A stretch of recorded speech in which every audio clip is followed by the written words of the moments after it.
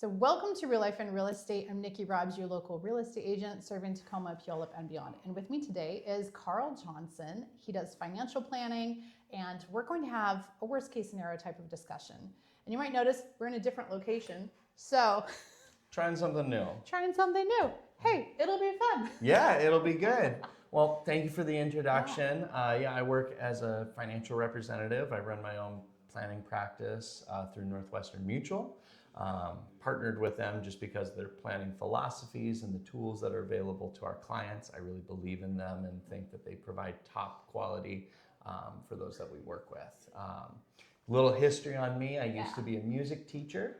Taught music for about 4.5 years. Loved that, but had to find something different that supported the family a little bit better, but also I wanted to be in more of an entrepreneurial position. Mm-hmm. And I really enjoyed being in this position, and I strive to continue being a teacher as much as I can. So I'm very excited for today, kind of talking about those worst case scenarios.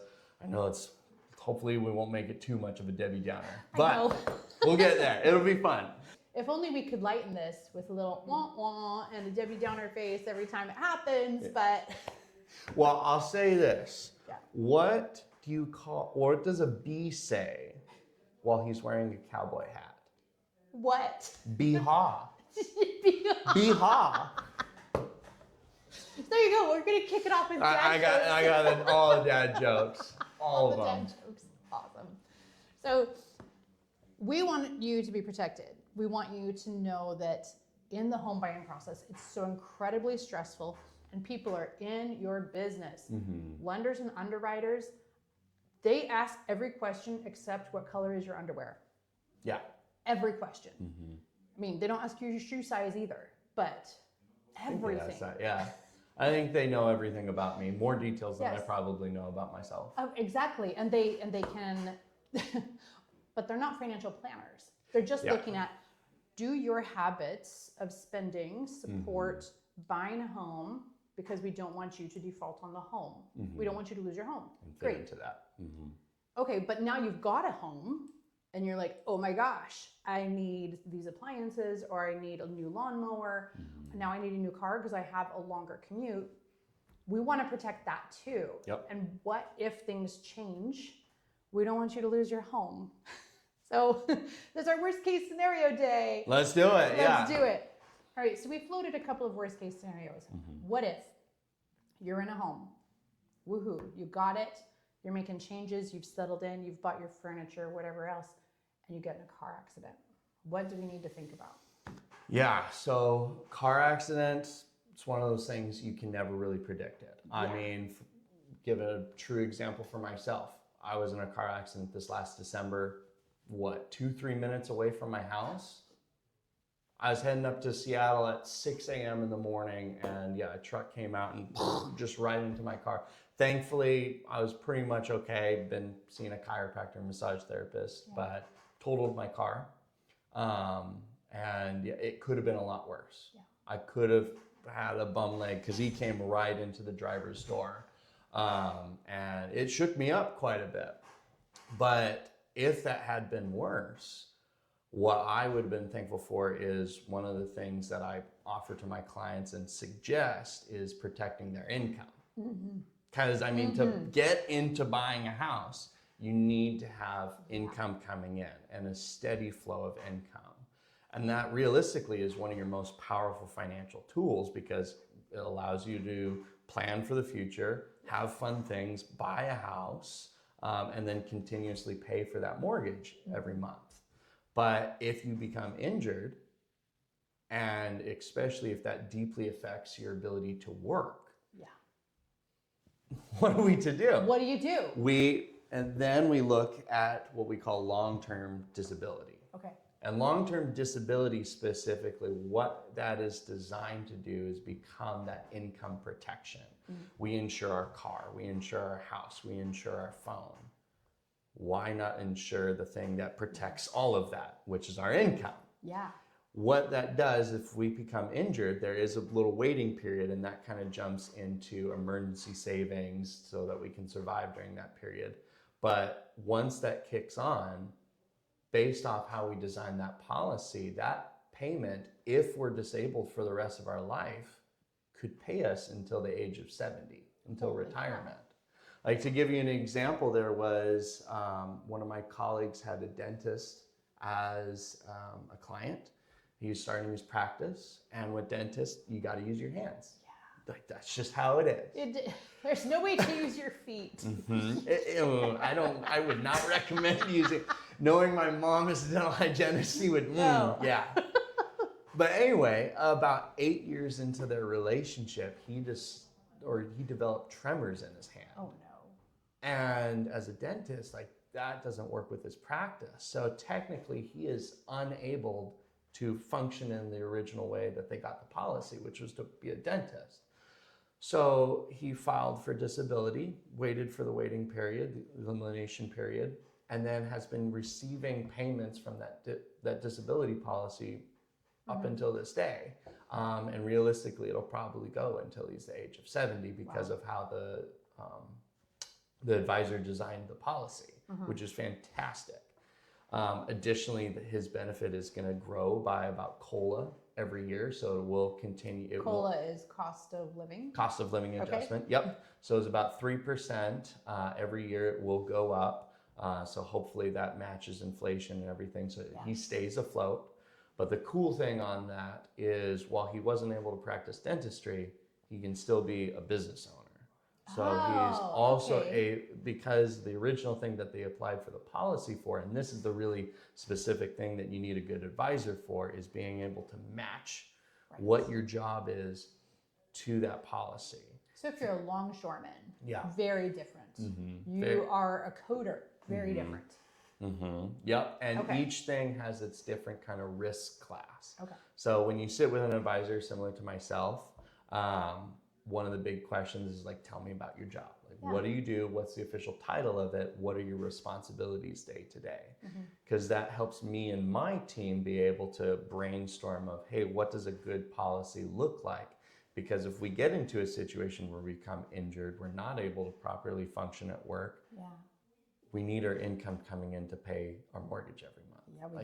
Yeah, we do. That's just how it is. Otherwise, we have to make serious decisions of, is this going to work out? Do we have to look somewhere else and go back to renting, where it's less of a commitment and hopefully a little bit less than a mortgage? But even if you were renting, this is probably a policy you would want to have, because protecting your income. Well, yeah, you still have to pay for rent in a way. Yeah. So again, I mentioned we insure our phone, we insure our car, we insure our house, we insure our pets. I've heard people insuring their voice, like big vocal artists. Yes. People insure a lot of different things. Yeah.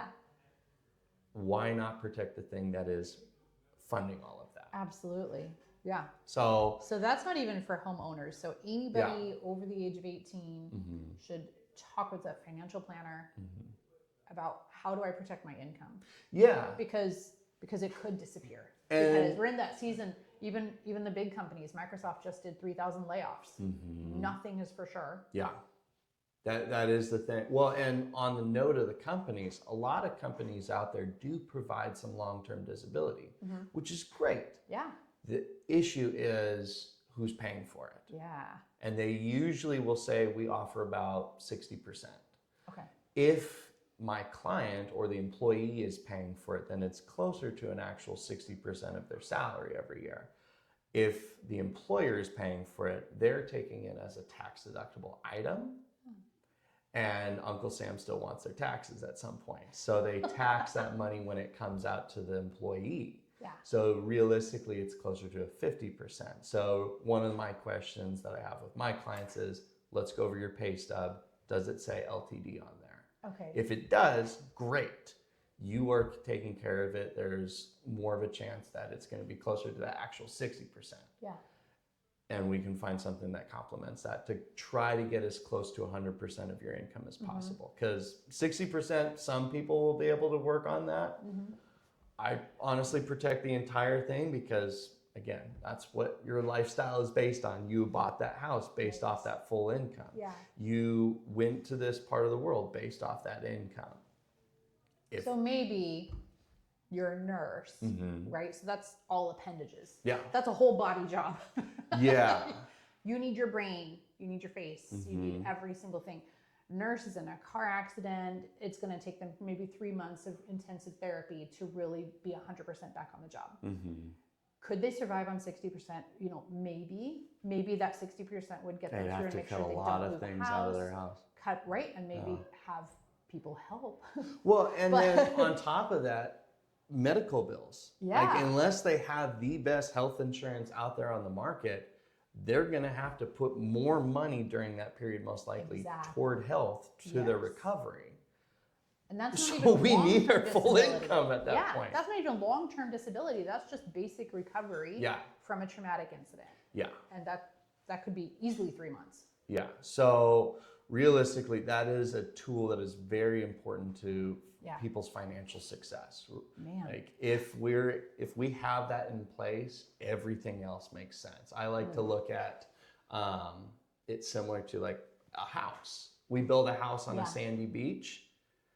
That house can look fantastic. Our financial plan can have all the bells and whistles and great. But we become injured, we're out of work, and we don't have any protections. Great, now we have to go to our retirement accounts and we have to start pulling money out of that to survive. We have to start doing this. And then what happens when we drain it? We have to start all over. That house, out to sea, it's gone. It can be, But if we have that in place, we can then rely on that. And that can get us through all the way to retirement. Okay. So if we're looking at young homeowners, they don't have a lot of assets, 2 incomes, right? Because that's what it takes today in Tacoma and Pierce County to buy a home. It takes 2 incomes. One of them loses their job. One of them loses their job. Yeah. So that becomes an evaluation, of can we survive off of 1 income plus 60%? Again, medical bills are more during that period, most likely. But additionally, if they're just doing that 1 income plus 60% of the other, let's say, especially the other person is the main breadwinner, they're bringing them the most of the funds that month. Is that possible? Yeah. Can we make the budget work? Sometimes, yeah, you can. I would definitely recommend sitting with someone to evaluate that possibility. If it's there, sure, we can make that work. I would still recommend looking at it because it just limits us so much during a period when we need more flexibility and we need more support. Because, I mean, how much do you like it when you see, not want to support, but when you see a GoFundMe? It's so sad. Like, hey, I got injured. I can't pay for this month's rent. Like, I have a GoFundMe page or... And they're always in the 5 digits. Yeah. There's never a GoFundMe for $500. No. It's always going to be $10,000, $15,000, $25,000, $30,000 because they've taken stock of this is what it costs to either replace our income to cover the basics. And we can get ahead of that by talking to people like you. Yeah. Well, and on national average, from what I remember of our reports, I think it's about 2 to 2.5 years that if someone experiences a disability event, that's usually how long they're out for work. Okay. So if you have an emergency fund that can last 2 years. If you have an emergency fund that can last 2 years, you should be on this podcast. Well, yeah, well done. You should come here and give us financial advice. But I would highly doubt that everyone has something like that. I can personally say I don't. Yeah. But I have my disability policy to protect my family because as a father, my main duty is to provide for my family. Like that's personally me. I'm not saying other people have to have that, but my personally, it is my responsibility to financially take care of my family. So if I was in a state of life where I couldn't do that, I'd really feel terrible on top of medically recovering. Yes. I need to go to therapy after that. Identity issues as well. So, yeah, I would recommend at the very least that people should look into policies. There's a lot of different ways that we can design it. It depends on how much our cash flow is right now. We can design it so if you are, let's say you're a doctor and you're going into residency, you're not getting that much. Yeah. But we can add on there what we call an additional purchase benefit, where instead of applying for a whole new policy later down the line, you can just go back to your advisor and say, hey, I need to throw some more on here because now my income outside of residency is so much higher. Right. So having that initially when we start, because we know that's most likely going to happen later down the line, we can just sign a few DocuSigns and then it's thrown on there. We don't have to go through medical underwriting because all of this insurance, that's the tricky note, is it's based off your health and your insurable age. Okay, so first time home buyer average age in Washington State is 38. At 38, you're in probably your most average health. You're not a teenager with robust muscles and joints and everything works. And you're not mid-20s like, okay, well, I've put my body through some stuff. 30, okay, your body has been through some stuff and you're probably starting to make noise when you get off the ground. Exactly. I start sounding like the chair that I'm in. Right. You've started saying stuff like, I'm too old for this. You start saying stuff like, what? Kids these days. What are these stinking kids doing on their phones? Yeah. Exactly. Yeah. So that's where you're at. And you don't have life insurance. Or because life insurance is what we're talking about to protect your income as well, right? Well, yeah. So life insurance, depending on the policy, if it's a term policy, there's not much we can do. One of the things with a lot of insurance companies out there is they do have what's called a waiver of premium. Sometimes that can be taken off. Basically, high level of what that is if we go out on disability, the company will waive that premium while they're out on disability. So they still have the insurance policy of the life insurance. If something gets worse, they become sick and unfortunately pass away. During that period, they're not paying for it, but the company will still honor it and pay it out. So I'd look into that at least. But what was I saying? I lost my train of thought. No, it's okay. Well, but so protecting your income and life insurance are not the same thing. You need to talk to someone about both. You can set up life insurance, so to say, income through permanent insurance. And there's a lot of different types of permanent out there. So finding the right one for your situation, your goals for later down the line, and additionally using it for retirement.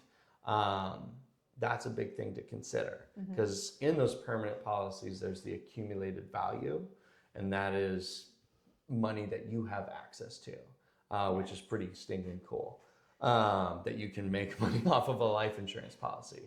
I know some people, they've used that to buy a boat, put a down payment on a house, or to have supplemental income in retirement. Pay for college. Yeah.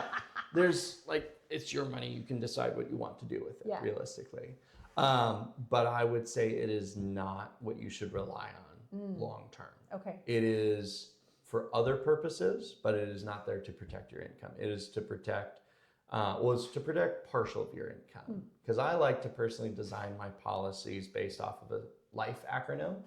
L, liabilities, I, years of income, F, final expenses, and E, education or extra. So if we have a new house, do we want our partner to have the full responsibility of taking care of that house if we pass away? It's a good question. I don't want my wife to have to worry about that. I want her to have that and just pay property taxes. That's it. On top of that, if there's any other liabilities, loans or home renovations or student loans, auto loans, I want those gone. Personally. Years of income. I've heard people say just 1 year, just to give them a kind of readjustment period. I've heard people say with young kids, until my kids are out of the house. That's a lot. But we can just explore what that looks like. It's all dependent on what someone wants. F, final expenses. That we can talk with funeral homes about those numbers. Most of what I've heard at $25,000 is a good bet because unfortunately it costs a lot of money to die. Fun fact on that, Washington, if I remember right, has the highest cremation rates out of the country. Is it cheaper? That I don't know. I think it is a little bit I'm less. guessing that's one of the factors. I think it's a little bit less. Don't quote me on that. Nope. But well, that'll be a future guest. yeah, no, I know a few people that would be good to talk about that. But then the last one, education or extra. Sometimes parents want to, like, if I was to pass away before my kids go to college or go move on to life, I want a little bit of money going toward them. So that last little bit, we can throw something in there. Or for me, I have this foundation that I believe in, and I want a few bucks to head their way, just to be like, hey, last hurrah. Yeah. I appreciate you guys. Keep up the good work. Yeah. So it depends. And if we pass away, that's where we can take care of the house and make sure that the family is taken care of. Yeah. But on the note of income, long-term disability is going to be your answer. Okay. But yeah, I know you had a question about potentially losing your job. Do you want to? Yes, let's go there. You've bought a home. Yeah. You've made plans. Mm-hmm. We've discussed primary earner loses their job. Mm-hmm. Secondary earner loses their job. Can we subsist on one income? Yeah. Okay, so what are the other options? Because most of the time we're so flabbergasted by it even happening, we can't think of other options. Yeah. Well, I mean, if someone loses their job, most likely that person is going to be hunting for another job. Well, yeah. I would highly hope they wouldn't just give up. But sometimes there is a season. Sometimes, of breathing and taking care of. So, in that note, disability or long-term disability does not cover us. Yeah, because we're not disabled, we're not sick, we're not a health-related issue is not causing us to be out of work. Yeah. What is causing us to be out of work is we got either laid off or downsized, we quit, right-sized. Yeah, something happened, and it happens. It's happening more. So my highest recommendation, especially to all my clients, is we need a 6 months emergency fund. Okay, how do we do that? So 6 month emergency fund, what we need to start off is what is our monthly fixed expenses? And that goes into what's our mortgage, what's our utilities, what are the things that we can't live without, what are our groceries, how much does it take to take care of our pets or childcare. Yeah. Using that number, that's where we start. I would recommend throwing in a little bit more on top of that just as a buffer, especially with inflation. And then using that, having in our monthly budget, making sure at the beginning of the month or whenever we get paid, that like a bill, we put that money aside into a savings vehicle. And I would put that into just a general savings account or more preferably a high yield savings account. That way it grows a little bit. It also, once you set it at that 6 months, hopefully it will continue to grow and somewhat keep up with inflation. We might have to throw a little bit at it here and there, but it won't be as much. How long do you think it takes to save that much?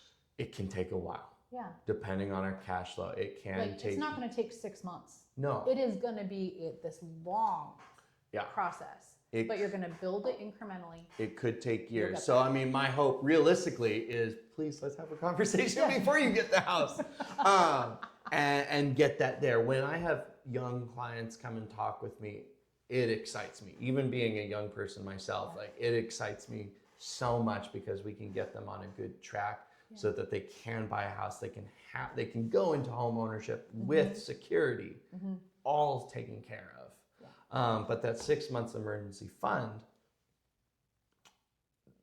it gives us 6 months to look for something and make adjustments. And hopefully half a year is enough time for either the other person with a job to compensate. For unemployment to help with that? Unemployment will come in. Applies. Yeah, there is a waiting Doesn't period. always apply. So regardless, we need that funding, that emergency fund. And just having that there provides a lot of security during home ownership. Even if we have a home and we have both of our jobs, roof goes out. Oh, water heater, Water furnace, heater. Those are the most expensive things in your home. Other Every thing time. pops. Like we should have a home maintenance fund, but a lot of people don't realize that we should also be putting that aside too. And they'll just say it's an emergency fund. So I mean that puts even more stress on ensuring that's there. Having a 6 months, one, lets us have something if we lose our job, but two, the flexibility to do home improvements or maintenance if need be. Because we don't have landlords anymore. Yes. We are the landlord. We are the landlord. But if we can get to 12 months, gold star. Like if you get to 12 months. If you get to 12 months, gold star. Well done. I am proud of you. If you get to 12 months, contact us because we will send you letters. I'll send you a letter with a big gold star. Gold star. I'll send you a gift card. Realistically, if you can do that, great. You're in a great position, and there's a lot of security there. If you lose your job, okay, I got a year to find something. You will find something in a year for sure. Or you may choose to sell your house and go live on a boat. Maybe we want to change up our lifestyle. Maybe we want to be a missionary. Just like when we did, when COVID hit and it made everyone reevaluate. Oh, if I don't have to go to work, I don't have to live here. If I don't have to live here, what do I actually want to do? Doing remote work. The number of people who went immediately to full-time RV was astonishing. I'd love to see those numbers. I would like to see the 5-year update. Like now that you did that, where did you land or what are you still doing today? But a lot of people just decided, this is the opportunity I've been waiting for. I can change my life. And so sometimes layoffs provide that. And it's good to know we have options. We can protect the income. We can have our emergency savings, and maybe this is the right time to say, all things considered. You never know where life is going to take you. But I would highly recommend having the basic protections at least there, so that if we get into a situation that we didn't expect would happen today, we have something to fall back on. Oh, you mean we might live in unprecedented times? Is that possible? I don't know what's going to happen tomorrow. We don't. I have a rough idea of where I'm supposed to be so that I don't get in trouble with my wife or anyone else. I've got a calendar. I've got plans, but we all know. They're just my plans. What if another car accident happens? There's a lot of what ifs, and I know I like to be a very optimistic person, especially that comes through my music side and being a teacher. I want to be optimistic, and especially for my clients, I want them to know that I believe in them. I have faith that they will get there because one, they're taking a risky commitment of sitting down and at least reviewing it. So my hope is to help share, hey, you're doing a great job.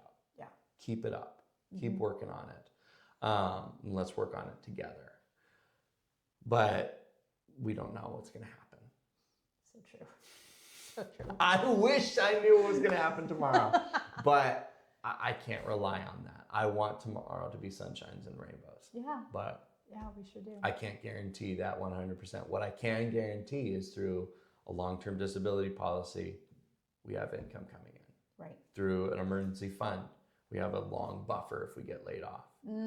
If the worst happens and we pass away, our family's taken care of. Yes. So we have covered long-term disability, loss of job, loss of income.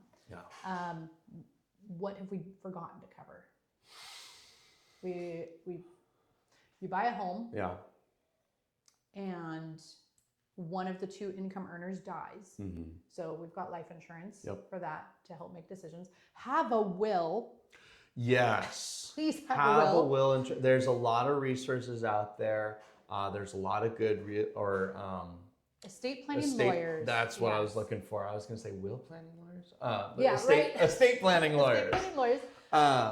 And also tools out there. One that I share with my clients if they're not able to shell out like $2,000 to go talk with an estate planning attorney is there's a company that we work with called, I think it's Trust and Wills. It's either Trust and Wills or Wills and Trust. I can't remember which order it is, but it has both of those. If you want, talk to me. I'll send it to you. Also, we know some local lawyers. Yeah, who we are do. like $300. Yeah, and having something in place, especially just a will. Yes. Get that will there so that everything is lined out Yes. in case something happens. Yep. A trust becomes really beneficial when we start thinking about taxes, and especially when we do pass on that house, like especially if one person dies and then we're passing that house on to like kids or something. Yes. Yes. There's a lot going on. You need to talk to professionals. Additionally, don't just write it on. Writing it on a napkin is your first start. I mean, just write it. That's a plan. That's. Are you taking action on it? Exactly. Yeah. Just write it down. Yep. Agree on it. Sign it. Date it. That's number one. Then go see a lawyer, and they'll guide you through. Well, this is a good plan, and here's the tweak that we need to do to make it work. Well, realistically, if you can, have your lawyer and financial planner meet together with you. All right. So we need Captain America and Iron Man. I call Iron Man. Okay. Or Doctor Strange, whatever you want. Oh, with the glasses and everything. Let's hear. What I think it's like, or how does he? Yes, or something. that thing. Yes. Opening doors you didn't know about. I'm gonna. Oh my So god. you're building your financial future team. Yeah. We're talking about estate planner and financial advisor. Yep. And so between the two of you, having our back, being able to say, I bought a house. It's this amazing asset. It's not a car. Most of the times, houses don't get in accidents. Most of the time. Yeah. And you have home insurance for that. Yep. So, but for life and for living there and protecting your income, making sure I can stay in this house, even if it's worst case scenario time. Yeah. And I think we covered most of it. Yeah, I think so. The only other thing that I could say, it would be kind of outside first-time home buyers or young home buyers, but talking about like the elderly community. Yes. Especially with their house. Long-term care, not long-term disability, long-term care. Yes. That is a different thing. We have to talk about aging in place. Does the house work? A lot of houses do not have 36-inch wide doors or hallways. Yeah. Some of those hallways are 20. Or if they have 2 stories, like, is the stairs going to work? Do we have to get a little escalator thing? Is there a primary bedroom or something that we can convert to a primary bedroom on the main floor? Yeah. In my house, no. Yeah. So like that's a situation where you and I then work together, especially on the house and finding something different. But if we're either selling that house and moving into a care facility, or we're having someone come out to that our house and live with us, basically. Yes. That costs a lot of money. Yes. Like realistically, right now, if I remember right, I think it's 6,000 to 11,000. Depending on the type of per month, depending on the type of care that you have, and that on top of like if you got your house later in life and you're still paying that off in retirement, talk with your planner to make sure that you're considering that. Yes. Because that's a big thing in retirement. Yes. When you buy a house at 60, yay, awesome. You've probably bought the perfect house that you can stay in forever because you had these things in mind. You know you don't want to do stairs anymore. Great. When's it going to get paid off? Because no one wants to be 80 and paying off a house. Yeah. And someone's got to pay it off. Someone's going to. But having that long-term care, that is a discussion that I would recommend at least people in their 50s. Okay. Please start having with a financial professional. There's a lot of long-term care options out there. There is some benefit that's provided by the state if you're opting into that and paying into that. It's not that much. Yeah.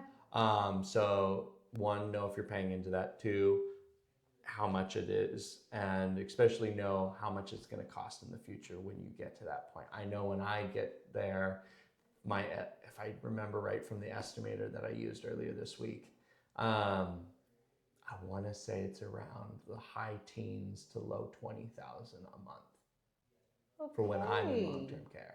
Oh boy. If not more. Yeah. It's a lot. That's a lot. Yeah. So reviewing, hey, what if we go into this? how are we going to take care of that? Mm-hmm. Do our assets in retirement take care of that? It could, which would be Maybe great. it does, yeah. And that would be fantastic. The risk with that is, do we have any legacy to pass on at that point? So we can look at a long-term care policy. We can look at long-term care through health or life insurance. Okay. That's a cool thing. That's good. We through Northwestern, for what I know, we offer it as accelerated care benefit, is what we call ACB. Basically utilizes the death benefit toward a long-term care situation. Before you die. Okay. So again, permanent policies, there's a lot of flexibility and a lot of uses we can use, which is why it's a great retirement tool, because we use it as safe dollars outside of our investments, but we also use it as potential long-term care if need be. But having that conversation at least, especially if you know people in your family have experienced long-term care situations. Like I know my grandfather did. Yes. He was in hospice, he had at-home care, and that was a big financial burden on our family. I remember my parents, my aunt and uncles all taking care of him, and they did fantastic. Like nothing knocking on them, but that's something that they have to take care of now. And not everyone lives near their family. Yeah. Some of my family live in Australia. Yeah. Exactly. And Denmark, which is crazy. Exactly. But are you moving to go take care of them? Are they moving here to take care of you? I will do whatever I can to take care of my family, but I don't know if I can pick up my whole family and move it. That's a big commitment. Exactly. Even when it's just across the state. Yeah. Like, I don't know if I want to do that. Yeah. So having something in place, and if it makes sense, if your kids do want to help in that regard, talk with them. They could maybe help pay for a policy that takes care of that potentially. And that makes their money go a lot further than if they have to wait for that situation to happen and then they have to shell out a lot more. And we can see long-term care situations go for 3 years to mortality. Yeah. So that can cost a lot. That's wild. Yeah. All of that on top of paying a mortgage and utilities and general life expectancies. 6 to 11,000. Yeah. It's a lot. It is a lot. Bring it back to the house. It's like, a lot of money. And I just don't know a lot of clients that can just start shelling that out and while taking everything else taken care of. So if we can start this discussion in our 30s. Yeah, if you can start it in your 30s and if we can just talk about it and start thinking about it and maybe ask parents or coworkers like, okay, well, you're older than me. What would you do? Yeah. Or what do you wish you would have done when you were my age? Yeah. Because I've told you, there's decisions I wish I would have made at 28. There's decisions I would have made at 23. Exactly. I would have made different. I wish I would have made a few changes that would be different for me today, but I didn't know that. Yeah. And honestly, I didn't ask. Yeah. Well, and on that note, that's where I personally find my practice quite a bit different. I'm starting to see a few more advisors do it, which makes me super excited, and I'm super happy about it. But really approach financial planning and exploration and setting things in stone from an educational front. Yes. It's not sales. No. It's not. It just isn't. It's not. It's real. It's helping people make the smart decisions and understanding why those decisions can save them in the long run. Yeah, we can throw our money in the S&P 500 and maybe get a term policy. How do you protect your income if you're out of work and you can't pay for your house? There is a disaster car accident every single day in the Tacoma and Pierce County area. Yeah. Every day. Because the stupid news is on every day. It hurts my soul when I see something on the freeway, when I'm driving to work on my 10-minute commute, which I'm so thankful for that. But when I see something, I hear fire trucks or I see an ambulance with their light on, it scares me because I think of that family. I think of what's going to happen to them. Are they going to be taken care of? Freak things can happen. Even if it's a solo car accident. I've been in one, saw one the other night. Someone just took a curve too tight rolled the car. Mm-hmm. Looked like everyone got out, but I don't know how many people started in the car. Yeah. So, like, Mm-hmm. looks okay, but also as someone who's been in a car accident, there were several months where my life was impacted and I couldn't do my regular stuff. Yeah. Thank goodness I didn't have an income at that time. So It was a little bit easier to work around. it didn't financially, it did Yeah. because then, it just got so messy. Even though I wasn't a major breadwinner, I wasn't a big contributor to the family, having me out of commission did cost us something, and it cost us a lot of inconvenience and calling in favors from friends and family. Yeah. So even just like, we didn't have to trigger any of these policies, having a financial backup somewhere would have been good. Yeah. And one of the things that I hear a lot, especially about from young people, is I don't have enough money. I have to pay for working with someone like me. There are advisors out there that you do have to pay for their time and their services. Okay. That is a thing. Okay, good But to know. those people are usually working with people that have net worth over 5 million. Okay. Or incomes of like 400 or more. Okay, that a makes year, sense. which is a lot, and that they do have to do a lot more dedicated and intricate planning. Right. Additionally, they probably have a lot more years and certifications, such as the Certified Financial Planner certification and other stuff. So even if you're making $20 an hour. If you're making $20 an hour, it does not hurt to ask. If people ask me questions, like you can reach out to me on any of my social media and just say, hey, Carl, I had a question about this. Like, I'm wondering about what does this line item in my pay stub say? Yes.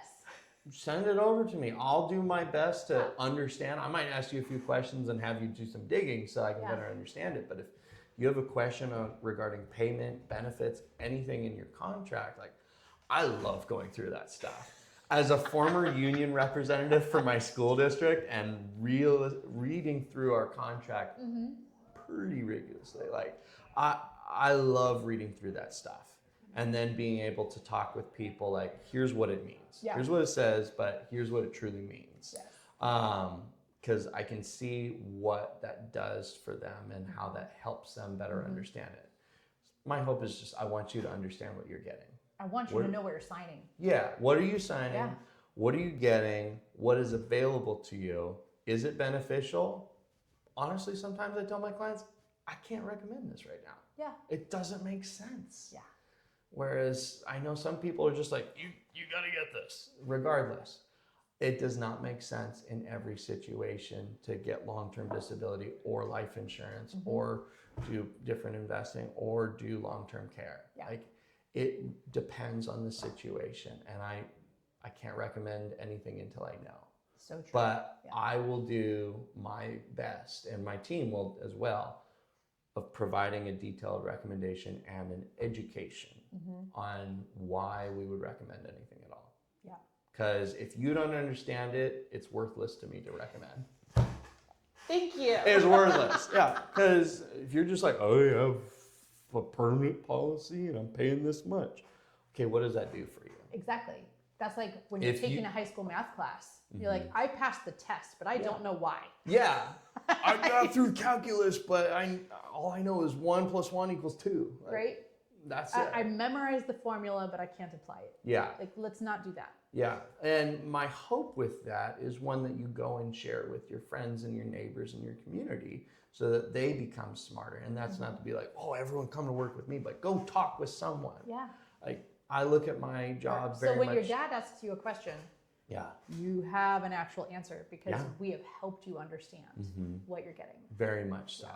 Very much so.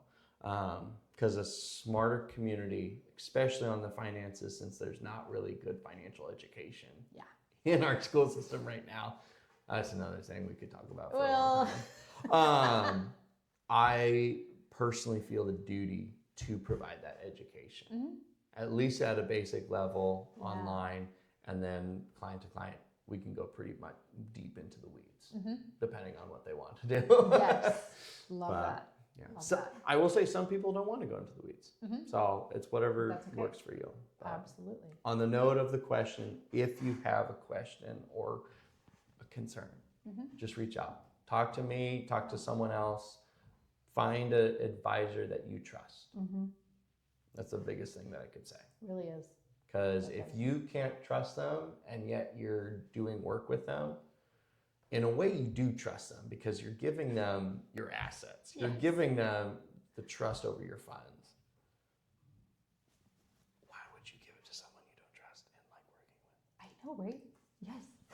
Same with real estate agents. Why would you give it to someone that you don't trust? I don't know if you can hear this, but I'm whispering. Give it to someone you like and trust.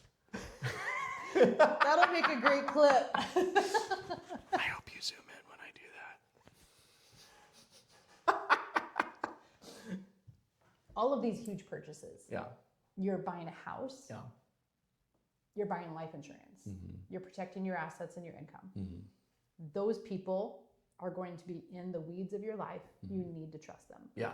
I tell people when you're picking a real estate agent, we need to be able to get along because I'm going to be your best friend for about 3 weeks to 3 months. Yeah.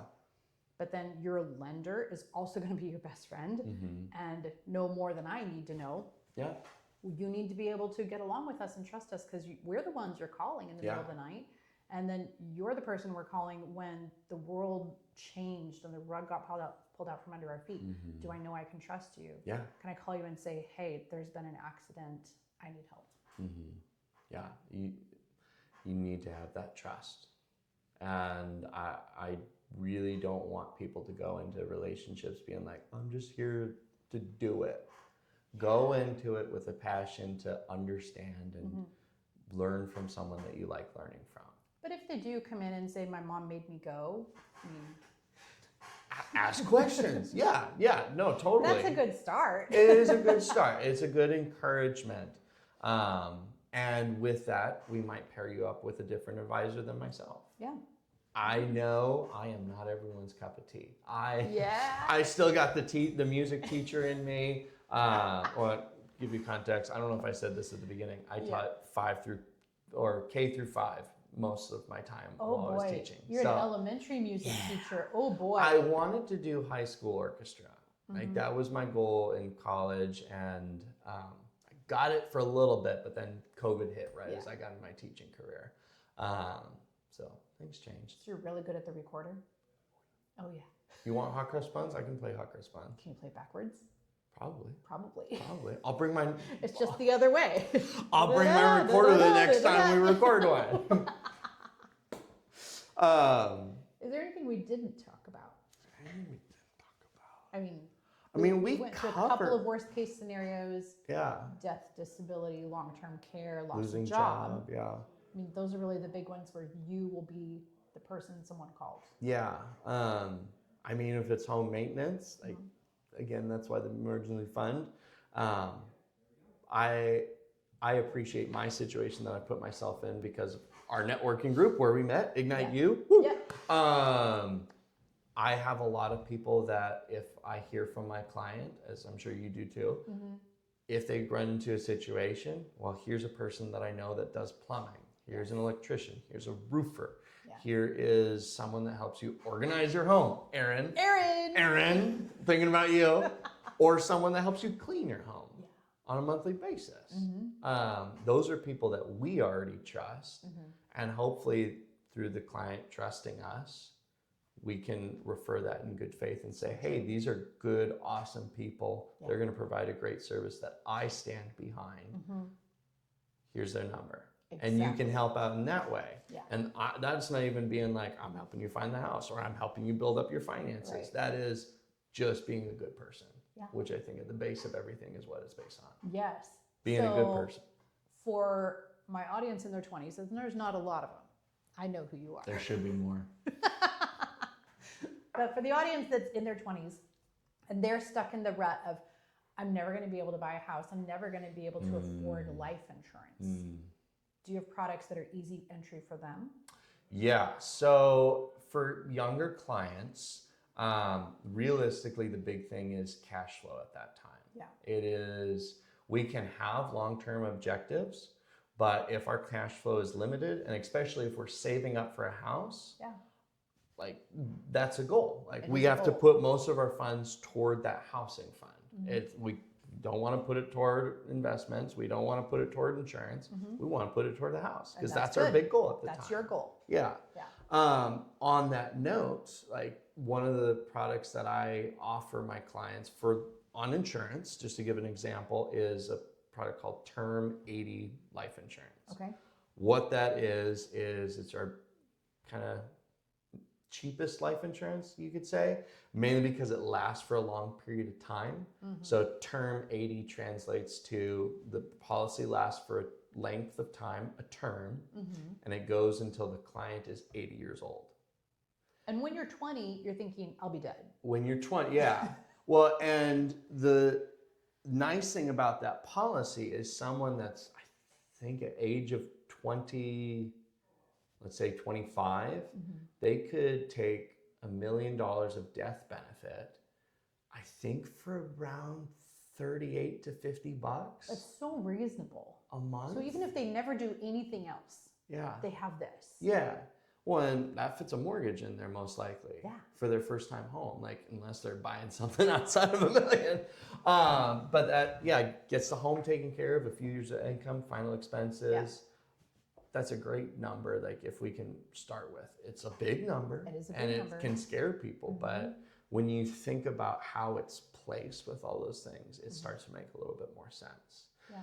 Another thing with the term policy is it locks in our health and insurability. I mentioned earlier that insurance is Yes. all about that.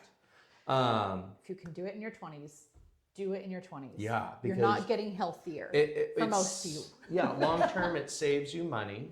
And when you're ready, you have a little bit more cash flow. You have the house taken care of. You have healthy investments. You have a healthy emergency savings. We can look at transitioning part of that into a more advantageous tool of Yeah. permanent insurance, Mm-hmm. where, as I mentioned, it becomes a retirement asset, a long-term care asset.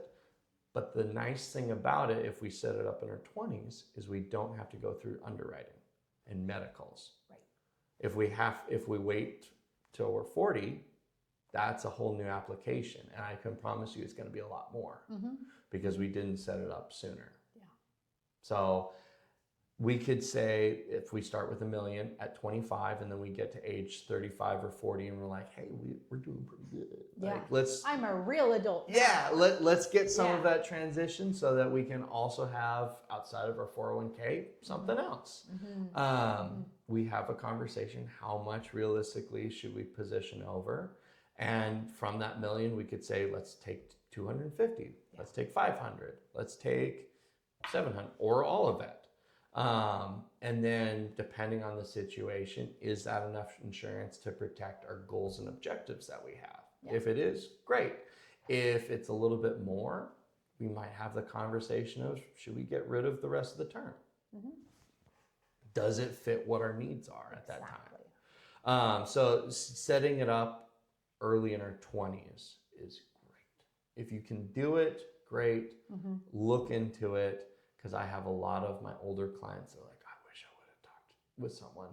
Whisper that again. I'm going to get really close here. I wish I would have talked with someone in my 20s and 30s about setting up policies like this. Because now I'm behind. Pterodactyl screaming there. Sorry, I get really weird. You're I love really it. silly when you're on air. It's just who I am. It is. You're probably silly all the time. Well, as a dad and as a former music teacher, especially with kindergartners, like Full silly. I had to be silly. You got it. To give you an example, I'll never forget during COVID while I was teaching online, one of my favorite things is if we had a little bit of extra time at the end of the class, and especially with the young ones, one of the things that I would do, spoilers if you're one of my students and you're hearing this, if I hadn't told you, I would turn off my camera real quickly and heard, where'd Mr. Johnson go? And then I'd come back on with like a Santa wig and hair, and then this fun like Mad Hatter hat with these little strings coming out, and I'd put on my graduation robes. And I'd be like, I'm the wizard of music or whatever. And they ate it up, loved it. And it just made me happy to see a smile on their face during that period of time because that was tough. Yeah. And especially teaching online was tough. So to all the teachers out there, well done. Absolutely. Yep. It was tough. So just to see their smile, that makes me happy. But I love doing things like that because life should be enjoyed. There are risks and there are things that can happen, but I want to live my best day every day. There we go. To the possible. There are some days where I'm just like, oh, I don't want to do it today. But especially, well, you guys can't see this. I have a picture of my son on my watch. Aww. And when I need a refill of like motivation or why I do everything that I do, I just look at that. Awesome. Yeah. So Well, where is a good place for people to start if they have listened to this whole podcast and they thought, okay, it sounds overwhelming, but doable? yeah. What's the next step? Next step would be reaching out to me through email, through any of my social medias. Of the main one, I am on X technically, but I don't go on there. I mainly am on there just because more publicity is good publicity. That's right. But I rarely see it. Anyway, LinkedIn, Instagram, Facebook. If you reach out on, You're not doing TikTok dances yet? you've seen my dance. Like There you go. as my colleague Chad says, I dance like a tube figure outside of a car dealership. And he's very much right. He's very much right. There you go. But reaching out over those and just being like, hey, I saw this podcast. I'm interested to learn a little bit more or maybe do something. Let's have a conversation. Perfect. I'll reach out and I'll set it up. You can also reach out to me over my phone, which is 253-627-6585. My whole thing is let's talk. Let's talk. Let's see what we can get do. started. You are located here in Tacoma. Yes, downtown Tacoma. Do you help people virtually or remotely? Are you I have licensed people in all the states? I have clients. What is your limitation on who you can help and where they are? Yeah, so I'm open to a conversation realistically anywhere in the States. If I am having a new client in a new state that I haven't worked before, one of the first things that I do is I go look up and get licensed in that state. Because to be able to either sell products or have my team administer and monitor funds, we have to be fully licensed in that state. So you can look up where we're registered. Right now, I'm registered in Texas, Oregon. There's a few other states. I can't remember them off the top of my head. Hawaii. I can't remember all of them. Washington. But yeah, Washington. Well, I live in Washington. I gotta be. But yeah, so realistically, I can have a conversation wherever you are. Zoom is a tool that we use now, especially through COVID. Like, it's just part of the day-to-day. I love meeting people in person. I love shaking your hand, sharing a cup of coffee. But if we have to do Zoom, I get it. Life sometimes limits us. And I'll be honest, as much as I would like to work 24/7 and be there for you, I have a family. So, Nina, this is for you. My usual hours are 7 in the morning. I can start doing meetings to about, my cutoff is 5. Okay. And normal days of the week, Monday through Friday. Some days I'm out because of holidays or whatnot, or my family's scheduled something. Yeah. But yeah, the pretty wide hours. If it doesn't fit, I'll find you another advisor that is gonna fit with your schedule. But we should be able to find a time somewhere in the future. That's not too difficult. Yeah. Awesome. One thing I did want to know, I don't know if I mentioned this. One of the things that I do for all my clients, regardless of they work with me or not, is a financial plan. I may have forgot to mention this. designing the plan is basically what we're doing in our meetings, where we gather our goals, gather facts, gather information. I put this document together, and for all my clients, they've been very thankful to have that document, because at least it gives them a roadmap of where am I at now. Yes. And you are here. Yeah. If you don't know where you are, then we can only look at where you're going and not know how far away that is. Yeah. That service is entirely complimentary. It's entirely free. They're on the fee-based planners. They're the ones that will start charging for that. Me and my practice, I do not. Okay. Because I don't believe in that. Awesome. So yeah, that's me. And any other question? I think that's it. I think we covered success. So thank you so much for listening today. I hope you were inspired and you heard that this does not have to be overwhelming. It doesn't have to be scary. With Carl on your side and me on the other side, then I think you can see. We'll have if we can't help you, we know someone who does. And whether you're 20, 30, 40, 50, or 60, it's a good idea to have someone on your side in your pocket helping you with financial planning and taking care of your worst case scenario. We can't always plan which worst case scenario we're going to have. So let's cover as many as we can. Yeah.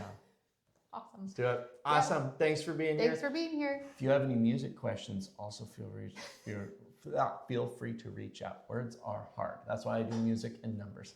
Favorite Dvorak symphony? Oh, that's a good question.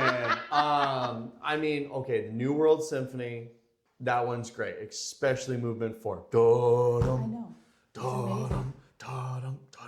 Especially the recording of Gustavo Dudamel conducting in front of, I think it's 2 popes ago. I can't remember his name. Really? Yeah, there's a recording of Gustavo when he was younger, and he played, or his symphony that he was with at the time, played it for the Pope. Oh, it's such a good recording. Oh, I'll have to go listen. I do have to say, Symphony number 8 has a special place in my heart.